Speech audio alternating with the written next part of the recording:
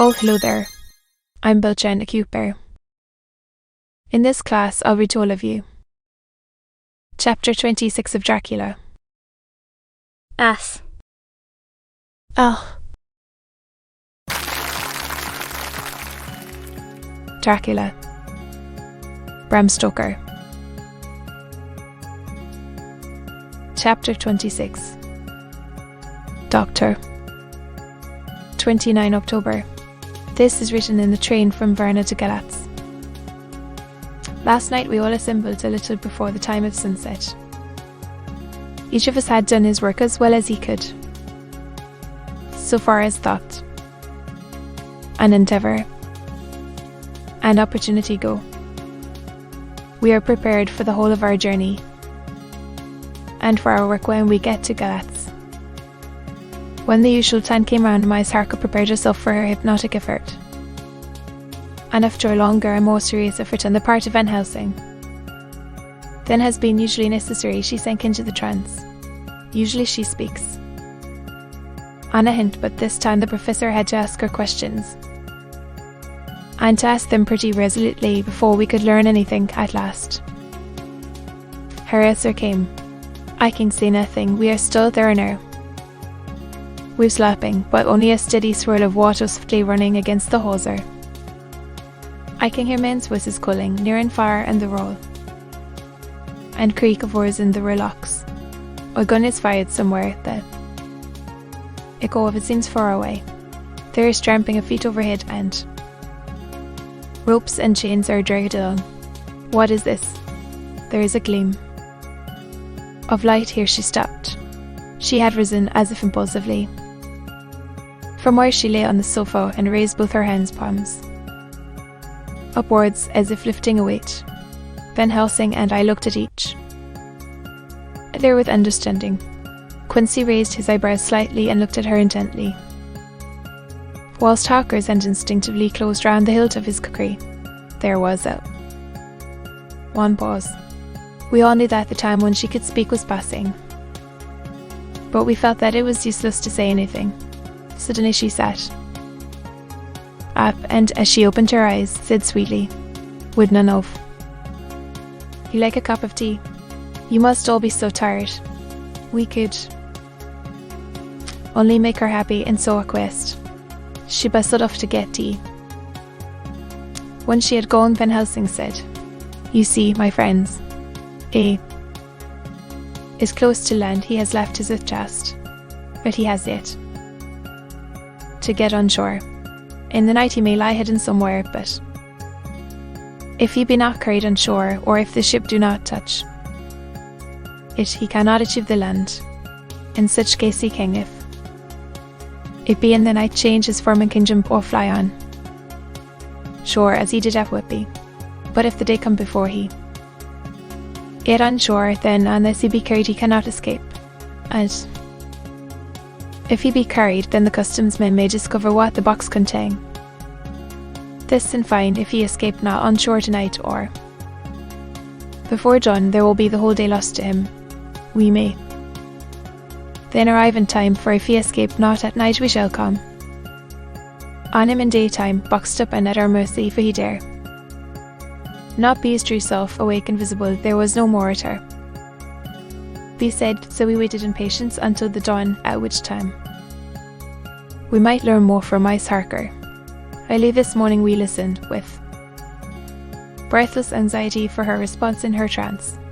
The hypnotic stage was even longer in coming than before, and when it came, the time remaining until full sunrise was so short that we began to despair. Van Helsing seemed to throw his whole soul into the effort at last, in obedience to his will. She made reply, "All is dark. I hear lapping water level with me, and some creaking as of wood on wood." She paused, and the red sun shot up. "We must wait till tonight, and so it is that we are travelling towards Galatz in an agony of expectation. We are due to arrive between 2 and 3 in the morning, but already at Bucharest we are 3 hours late, so we cannot possibly get until well after sun up. Thus we shall have 2 more hypnotic messages from Mice Harcourt either. Or both may possibly throw more light on what is happening. Later, sunset has come and on. Fortunately it came at a time when there was no distraction, for had it occurred whilst we were at a station, we might not have secured the necessary calm and isolation. Mice Harcourt yielded to the hypnotic influence even less readily than this morning. I am in fear that her power of reading the Count's sensations may die away just when we want it most. Seems to me that her imagination is beginning to work. Whilst she has been in the trance hitherto, she has confined herself to the simplest of facts. Oh, this goes on, it may ultimately mislead us. If I thought that the Count's, however, her would die away equally with her power of knowledge, it would be a happy thought, but I am afraid that it may not be so. When she did speak, her words were enigmatical. Something is going out. I can feel it pass me like a cold wind. I can hear far off confused sounds of men talking in strange tongues, first filling water and the howling of wolves. She stopped and a shudder ran through her, increasing in intensity for a few seconds, till at the end she shook as though in a palsy. She said no more, even in answer to the Professor's imperative questioning. When she woke from the trance, she was cold and exhausted and languid, but her mind was all alert. She could not remember anything, but asked what she had said when she was told. She pondered over it deeply for a long time and in silence. 30 October. 7. We are near Galatz now, and I may not have time to write later. Sunrise this morning was anxiously looked for by us all. Knowing of the increasing difficulty of procuring the hypnotic trance, Van Helsing began his passes earlier than usual. They produced no effect, however, until the peculiar time when she yielded with a still greater difficulty on the imminent. Before the sun rose, the Professor lost no time in his questioning her. Answer came with equal quickness. All is dark. I hear water swirling by, level with my ears, and the creaking of wood on wood. Cut low. Far off, there is another sound, a queer one, like she stopped and grew white and whiter still. Go on. Speak, I command you, said Van Helsing in an agonist voice. At the same time there was despair in his eyes, for the risen sun was reddening even Mice Harcourt's pale face. She opened her eyes, and we all started as she said sweetly and seemingly with the utmost unconcern, "Oh, Professor, why ask me to do what you know I can't? I don't remember anything." Then, seeing the look of amazement on our faces, she said, turning from one to the other with a troubled look, "What have I said? What have I done? I know nothing, only that I was lying here half asleep and heard you say, 'Go on. Speak, I command you.' It seemed so funny to hear you order me about, oh, Madam Mina," he said. "Sadly, it is proof, if proof be needed, of how I love and honour you, when a word for your good, spoken more earnest than ever. The whistles are sounding, we are nearing Galatz. We are on fire with anxiety and eagerness." Mina Harker's journal. 30 October.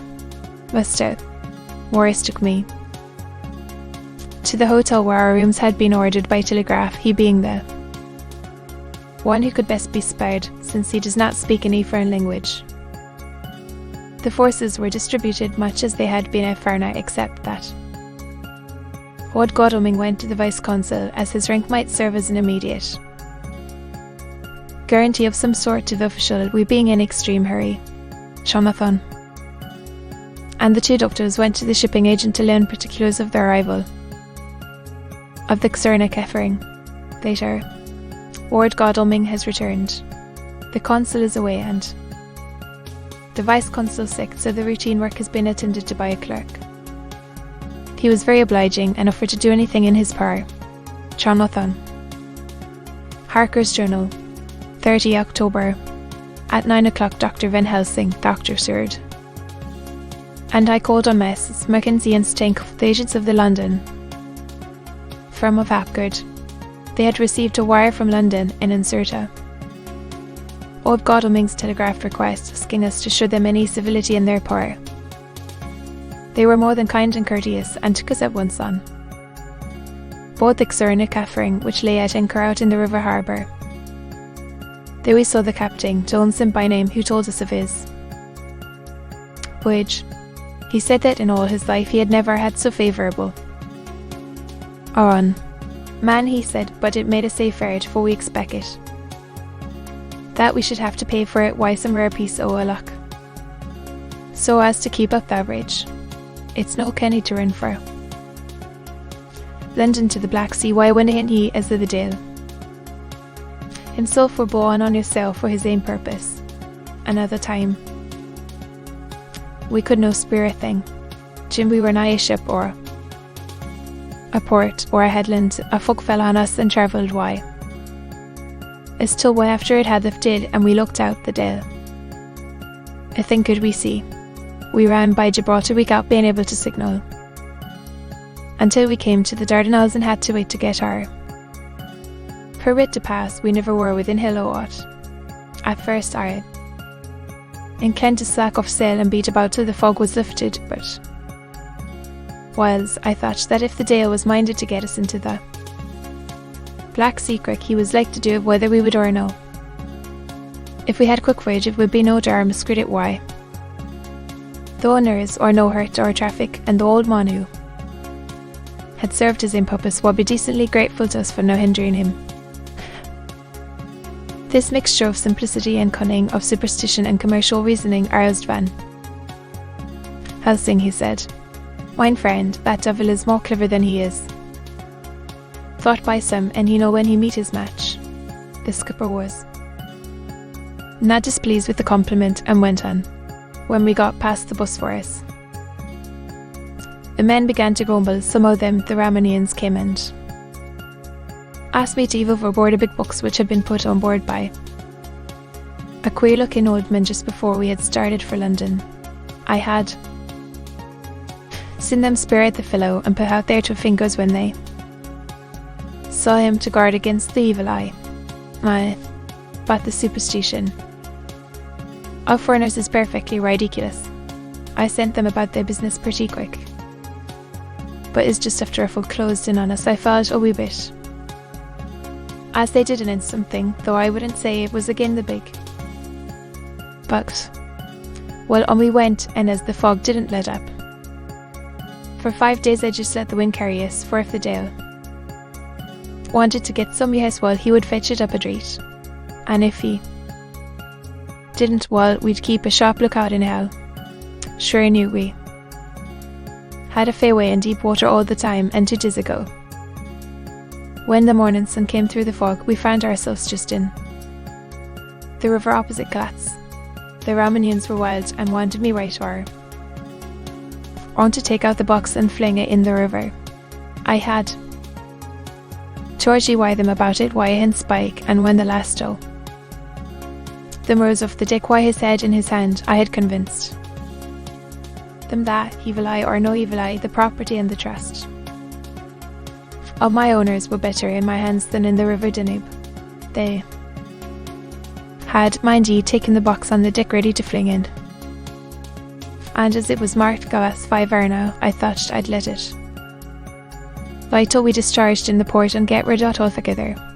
We didn't do much clearing that day and had to remain the night at anchor.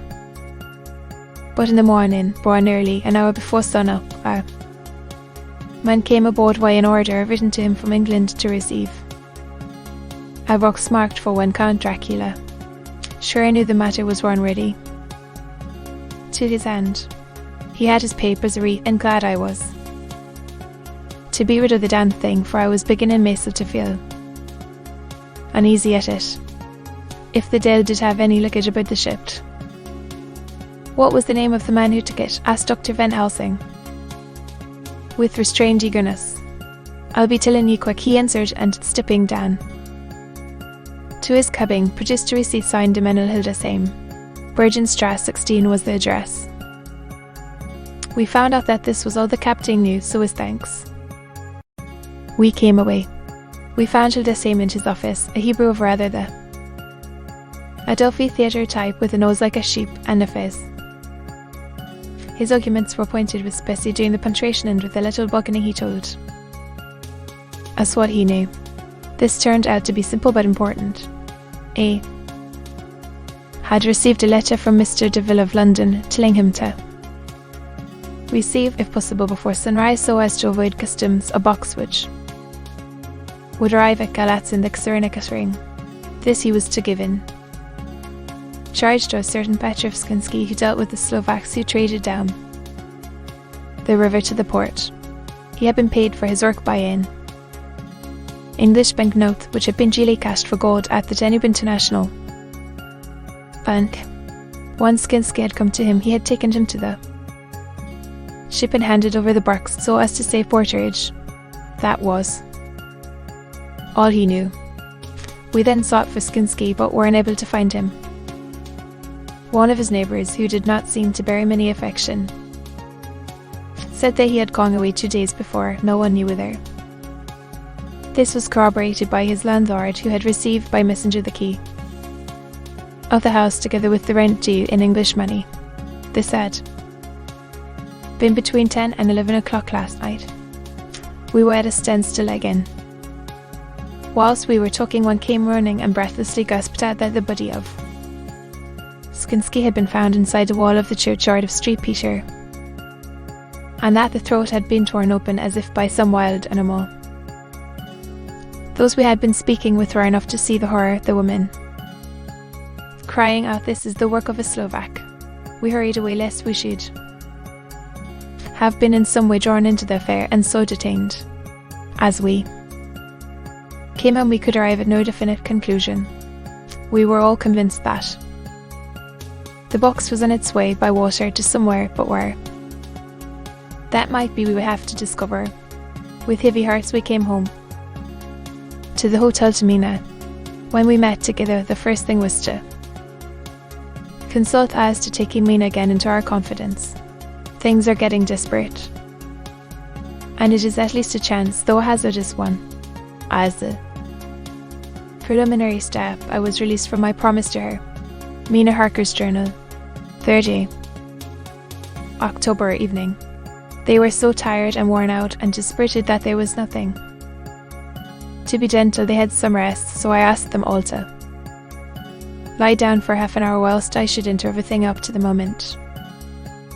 I feel so grateful to the man who invented the traveller's typewriter and to Mr. Morris for getting this one for me. I should have felt quite astray doing the work if I had to write with a pen. It is all done. Poor dear Jonathan, what he must have suffered. What must he be suffering now? He lies on the sofa hardly seeming to breathe, and his whole body appears in collapse. His brows are knit. His face is drawn with pain. Poor fellow, maybe he is thinking, and I can see his face all wrinkled up with the concentration of his thoughts. But if I could only help it all, I shall do what I can. I have asked Dr. Van Helsing, and he has got me all the papers that I have not yet seen, whilst they are resting. I shall go over all carefully, and perhaps I may arrive at some conclusion. I shall try to follow the professor's example and think without prejudice on the facts before me. I do believe that under God's providence I have made a discovery. I shall get the maps and look over them. I am more than ever sure that I am right. My new conclusion is ready, so I shall get our party together and read it. They can judge it. It is well to be accurate, and every minute is precious. Mina Harker's memorandum. Point of inquiry. Count Dracula's problem is to get back to his own place. He must be brought back by someone. This is evident for Hattie Potter. To move himself as he wished he could go either as man or wolf, or bat, or in some other way. He evidently fears discovery or interference in the state of helplessness in which he must be confined as he is, between dawn and sunset in his wooden box. But how is he to be taken? Here. A process of exclusions may help us. By road, by rail, by water. 1. By road. There are endless difficulties, especially in leaving the city. Earths. There are people, and people are curious and investigate. And a surmise, a doubt as to what might be in the box would destroy him. Why there are, or there may be, customs and nocturnal officers to pass. See his pursuers might follow. This is his highest fear, and in order to prevent his being betrayed, he has repulsed so far as he can even his victim, by rail. There is no one in charge of the box. It would have to take its chance of being delayed, and delay would be fatal with enemies on the track. True, he might escape at night, but what would he be if left in a strange place with no refuge that he could fly to? This is not what he intends, and he does not mean to risk it. 3. By water. Here is the safest way in one respect, but with most danger in another. On the water he is perilous except at night, even then he can only summon fog and storm and snow in his wolves. But were he wrecked, the living water would engulf him helpless, and he would indeed be lost. He could have the vessel drive to land, but if it were unfriendly land wherein he was not free to move, his position would still be desperate. We know from the record that he was on the water, so what we have to do is to ascertain what water. The first thing is to realise exactly what he has done as yet. We may then get a light on what his later task is to be. Firstly, we must differentiate between what he did in London as part of his general plan of action when he was pressed for moments and had to arrange as best he could. Secondly, we must see, as well as we can surmise it from the facts we know of, what he has done here. As to the first, he evidently intended to arrive at Calais and sent envoys to Verna to deceive us lest we should ascertain his means of exit from England. His immediate and sole purpose then was to escape. The proof of this is the letter of instructions sent to Manuel Hilda saying to clear and take away the box before sunrise. There is also the instruction to Petrovsky. These we must only guess at, but there must have been some letter or message since Skinsky came to Hilda saying that so far his plans were successful. We know the Xerona catering made phenomenally quick journey, so much so that Captain Donaldson's suspicions were aroused, but his superstition united with his cunningness played the Count's game for him, and he ran with his clever went through fogs and all till he brought up blindfolded Galat's dead.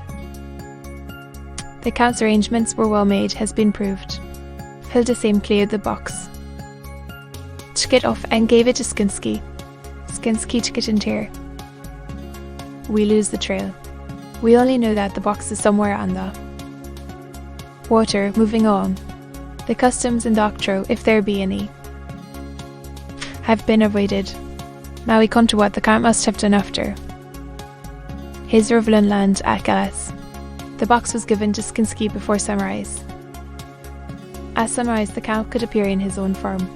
Here we ask why Skinsky was chosen at all to aid in the work. In my husband's diary, Skinsky is mentioned as dealing with the Slovaks who trade down the river to the port, and the man's remark that the murder was the work of a Slovak showed the general feeling against his class. The Count wanted isolation. Why surmises this that in London the Count decided to get back to his castle by water as the most safe and secret way. He was brought from the castle by Skinny, and probably they delivered their cargo to 'tis Slovaks who took the boxes to Varna for they were shipped for. On then. This the Count had knowledge of the persons who could arrange this service. When the box was on land before sunrise or after sunset, he came out from his box Metskilski and instructed him what to do, to arranging the carriage of the box up some river. When this was done, and he knew that all was in train, he blotted out his traces. As he thought, by murdering his agent, I have examined the map and find that the river most suitable for the Slovaks to have ascended is either the Prut or the Serth. I read in a typescript that in my trance I heard Caslow and what a swirling oval with my ears and the creaking of wood. The Count in his box, then, was on a river in open boat propelled probably either by oars or poles, for the banks are near and it is working against stream. There would be no such sound if floating down stream. Of course it may not be either the Serth or the Pruth, but we may possibly investigate further. Now of these two, the Pruth is the more easily navigated, but the Serth is Afundu, joined by the Stritsa which runs up round the Burgo Pass. The loop it mixes manifestly as close to Dracula's castle as can be got by water. Mina Harker's journal continued. And I had done reading. Jonathan took me in his arms and kissed me. The others kept shaking me by both hands, and Dr. Van Helsing said, "Our dear Madam Mina is once more our teacher. Her eyes have been where we were blinded. Now we are on the track once again, and this time we may succeed. Our enemy is at his most helpless, and if we can come on him by day on the water, our task will be over.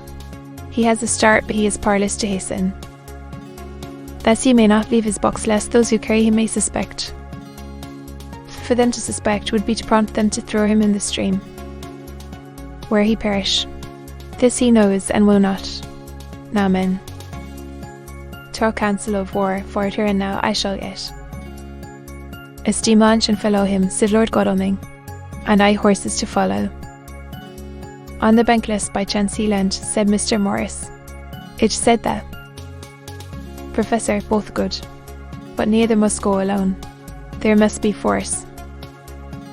To overcome force, if need be, the Slovak is strong and rough, and he carries rude arms. All the men smiled, for amongst them they carried a small arsenal. Said Mr. Morris, I have brought some Winchesters. They are pretty handy in a crowd, and there may be wolves. The Count, if you remember, took some other precautions. He made some requisitions on others that Mice Harker could not quite hear or understand.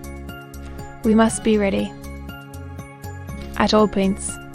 Dr. Seward said, I think I had better go with Quincy. We have been accustomed to hunt together, and we too, well armed, will be a match for whatever may come along. You must not be alone, Art. It may be necessary to fight the Slovaks, and a chance tust, for I don't suppose these fellows carry guns would undo all our plans. There must be no chances. This time we shall not rest until the Count's head and body have been separated, and we are sure that he cannot reincarnate. He looked at Jonathan as he spoke, and Jonathan looked at me. I could see that the podia was torn about in his mind. Of course, he wanted to be with me, but then the boat service would most likely be the one which would destroy the Empire. Why did I hesitate to write the word? He was silent. While, and during his silence, Dr. Van Helsing spoke. Friend Jonathan, this is to you for twice reasons. First, because you are young and brave, and king fight, and all energies may be needed at the last end. Again, that it is your right to destroy him, that which has wrought such war to you, and yours. Be not afraid for Madam Mina, she will be my care. If I may, I am old. My legs are not so quick to run as once, and I am not used to ride so long, or to pursue as need be, or to fight with lethal weapons. But I King be of other service, I can fight in other way. And Anne. King die if need be, as well as younger men. Now let me say that what I would is this, while you, my Lord Godalming, and friend Jonathan go in your so swift little steamboat up the river, and whilst John and Quincy got the bank where perchance he might be landed, and would take Madame Mina right into the heart of the enemy's country, whilst the old fox is tied in his box, floating on the running stream whence he cannot escape to Landara. He dares not raise the lid of his coffin box lest his Slovak couriers should in fear leave him to perish. Shall go in the track where Jonathan went from Bistritz over the Burgo, and find our way to the castle of Dracula. Here, Madame Mina's hypnotic power will surely help, and we shall find our way dark and unknown, although safe to the first sunrise when we are near that fateful place. There is much to be done, and other places to be made sanctify, so that that nest of vipers be obliterated. Here Jonathan interrupted him hotly. Do you mean to say, Professor Van Helsing, that you would bring Mina in her set case, and tainted as she is with that devil's illness, right into the jaws of his death trap? Not for the world. Not for heaven or hell. He became almost speechless for a minute, and then went, do you know what the place is? Have you seen that awful den? I've a listened from you with the very moonlight alive with ghostly shapes, and every speck of this that whiles in the wounded devouring monster in embryo. Have you felt the vampires that's upon your throat? He turned to me, and as his eyes lit on my forehead, he threw up his arms with a cry, oh my God, what have we done to have this tear upon us?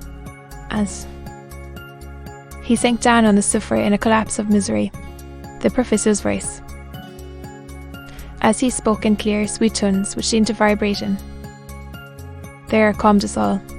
Oh, my friend, it is because I would save Madame Mina from that awful place that I would go. God forbid that I should take her into that place. There is cold work to be done there that her eyes may not see. We men here all save Jonathan have seen with their own eyes what is to be done before that place can be purified. Remember that we are in terrible straits.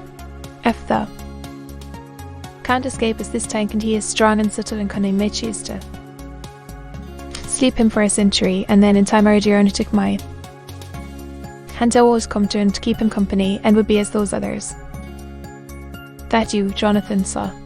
You have told us of their gloating lips. You heard their ribald laugh as they clutched the moving bag that the Count threw to them. You shudder, and well may it be. Forgive me that I make you so much pain, but it is necessary, my friend. Is it not a tyranny for the which I am giving possibly my life, if it were that anyone went into that place to stay? Do as you will, said Jonathan, with a sob that shook him all over it later. Oh, it did me good to see the way that these brave men worked. How can women help living men when they are so earnest and so true and so brave? And too, it made me think of the wonderful power of money. What can it not do when it is properly applied, and what might it do when basely used? I felt so thankful that Lord Godalming is rich, and that both he and Mr. Morris, who also has plenty of money, are willing to spend it so.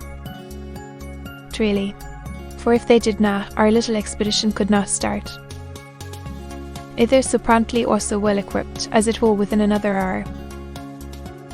It is not 3 hours since it was arranged what part each of us was to do, and now Lord Godalming and Jonathan have a lovely steam launch, with steam up ready to start at a moment's notice. Dr. Seward and Mr. Morris have half a dozen good horses, well appointed. We have all the maps and appliances of various kinds that can be had. Professor Van Helsing and I are to leave by the 1130 train tonight for Veresti, where we are to get a carriage to drive to the Borgo Pass. We are bringing a good deal of ready money as we are to buy a carriage. And horses. We shall drive ourselves, for we have no one whom we can trust in the matter. The professor knows something of a great many languages, so we shall get on all right. We have all got arms. Even for me, a large bore revolver. Jonathan would not be happy unless I was armed like the rest. Thus, I cannot carry one arm that the rest. 2. The scar on my forehead forbids that. Dear Dr. Van Helsing comforts me by telling me that I am fully armed as there may be wolves. The weather is getting colder every hour, and there are snow flurries which come and go as warnings. Later, it took all my courage to say goodbye to my darling. We may never meet again. Courage, Mina. The professor is looking at you keenly. His look is a warning. There must be no tears. Monas, it may be that God will let them fill in gladness. Jonathan Harker's Journal. October 30. I am writing this in the light from the furnace door of the steam launch Lord Godalming is firing up. He is an experienced hand at the work, as he has had for years a launch of his own on the Thames and another on the Norfolk roads. Regarding our plans, we finally decided that Mina's guess was correct, and that if any waterway was chosen for the Count's escape back to his castle, the Serth and then the Bistritz at its junction would be the one. We took it at somewhere about the 47th degree north latitude would be the place chosen for the crossing the country between the river and the Carpathians. We have no fear. In earning, I could speed up the river at night. There is plenty of water, and the banks are wide enough apart to make steaming, even in the dark, easy enough. Lord Godalming tells me to sleep for a while, as it is enough for the present for one to be on watch. But I cannot sleep, how can I, with the terrible danger hanging over my darling, and her going out into that awful place? My only comfort is that we are in the hands of God. Only for that faith it would be easier to die than to live, and so be quit of all the trouble. Mr. Morris and Dr. Stewart were off on their long ride before we started. They are to keep up the right bank far enough off to get on highlands where they can see a good stretch of river and avoid the following of its curves. They have for the first stages too men to ride and lead their spare horses for in all, so as not to excite curiosity. When they dismiss the men, which shall be shortly, they shall themselves look after the horses. It may be necessary for us to join forces so they can mount our whole party. One of the settles has a movable horn and can be easily adapted for Mina if required.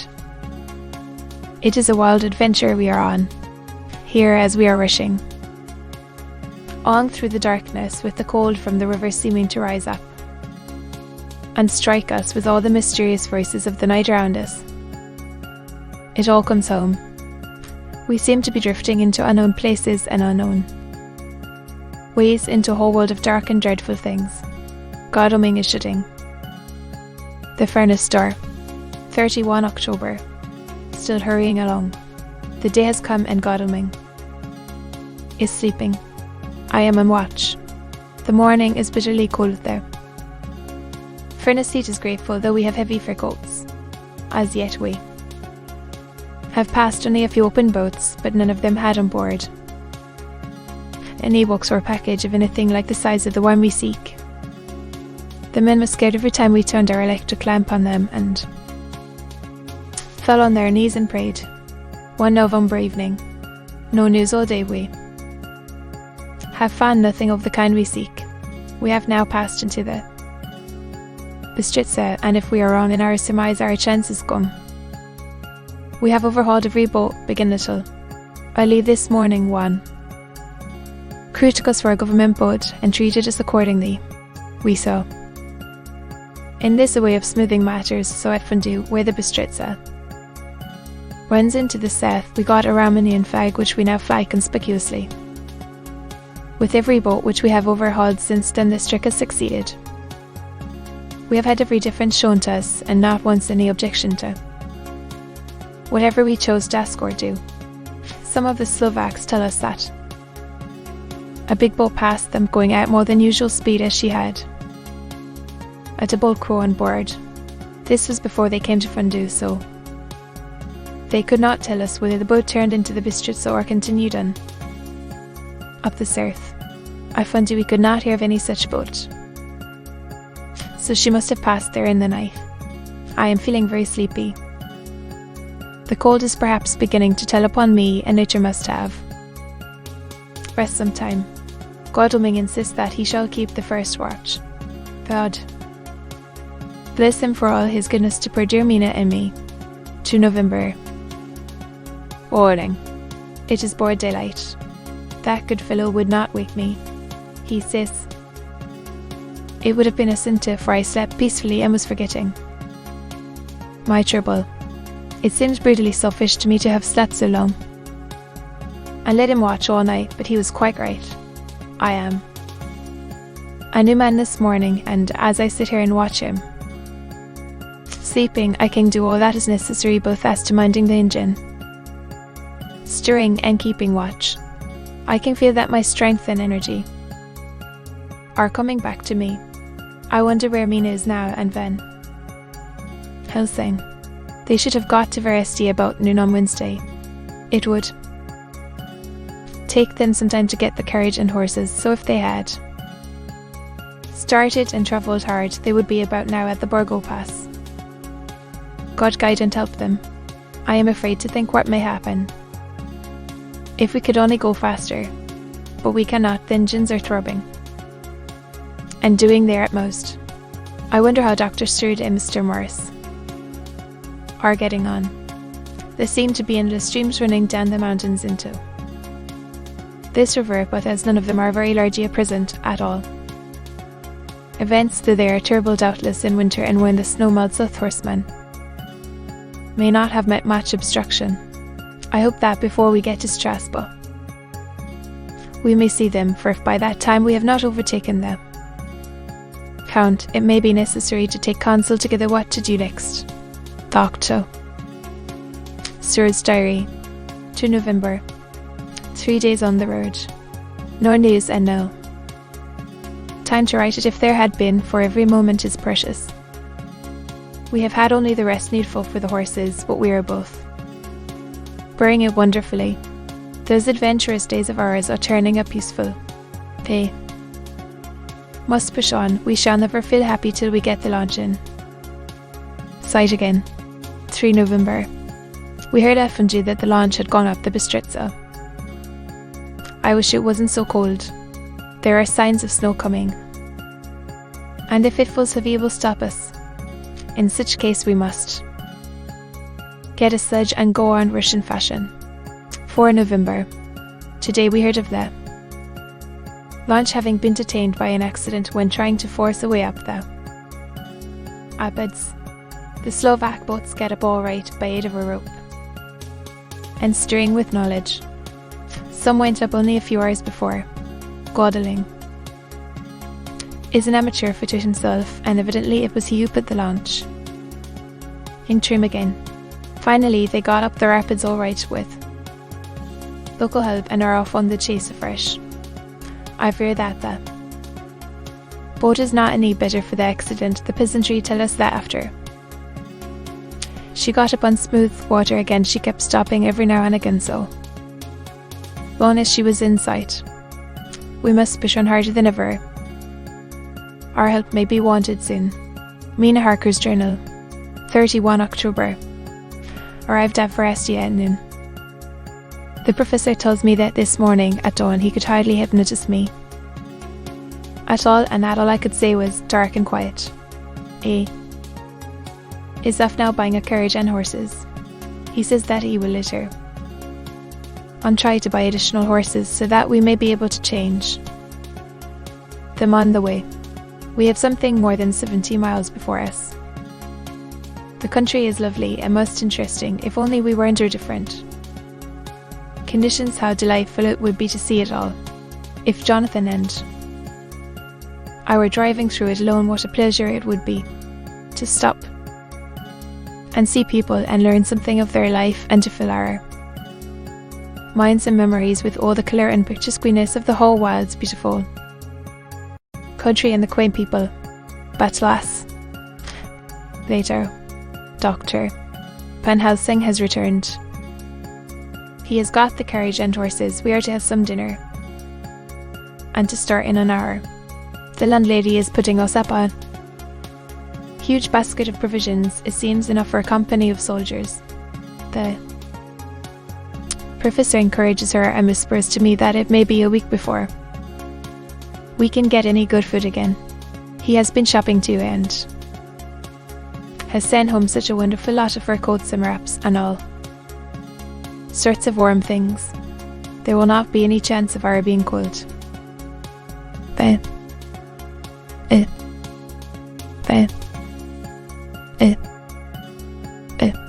We shall soon be off.